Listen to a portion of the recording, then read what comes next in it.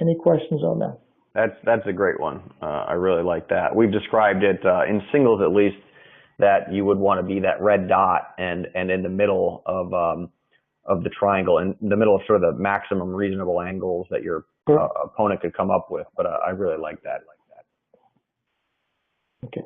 Any questions on 1 or 2? So these are the tactical responses when you are up and in the attacking mode. So number 1, shot selection, wound or kill.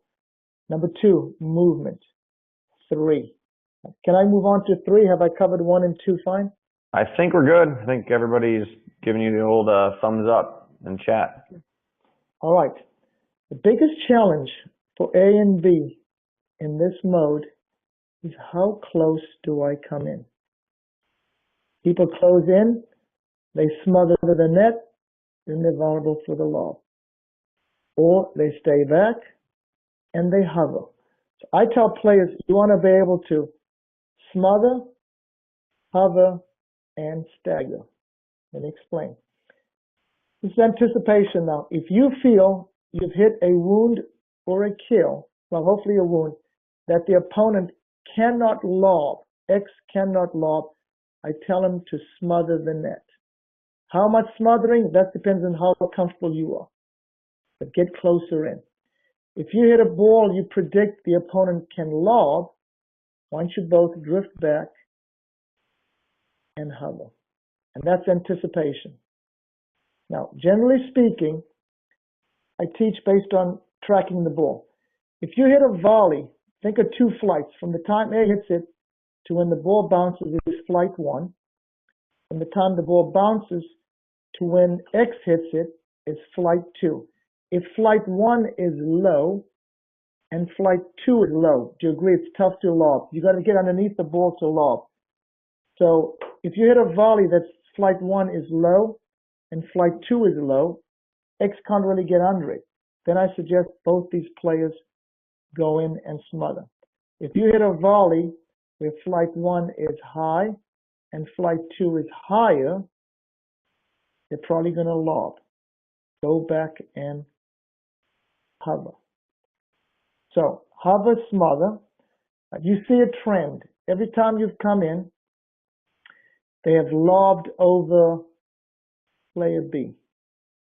So based on the trends, you do a reverse stagger. This person is going to go back because of the trend. This person is going to cover that angle. You do a reverse stagger. You've noticed a trend. They're lobbing over this person. This person staggers. This person stays up. So you got hover. You both hover back. You've got smother. You both go in. You do the staggered position, B and A. Or you do the reverse stagger, A and B. That's based on trends and patterns. And I train players, or if you need to get trained and be comfortable being able to do all 4 moves, hover, smother, stagger, and reverse stagger. So come a match, you won't have a problem for handling that. But this takes some anticipation training. It's something we can address later on in some other webinars. So that's something else.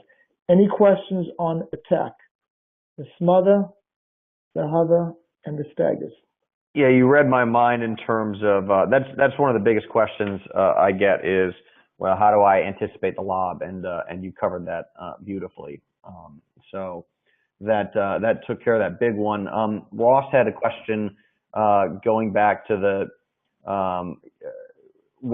if let's say we're in the wound situation and we hit to player Y, where do B and A go position? All right, watch this now. I'm going to ask all of you now.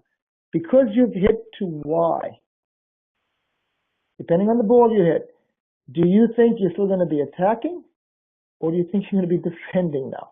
So let's address both scenarios. So first, does it make sense? You hit the ball to Y.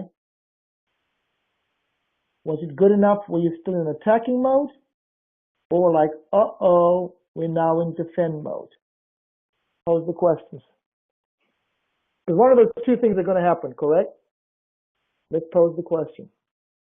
So the question, repeat it one more time. All right. So question asked was, we happen to hit to Y, right? Now my question for all of you now is, are we still in attack mode? or have we switched in defend mode? And everybody's saying defend mode.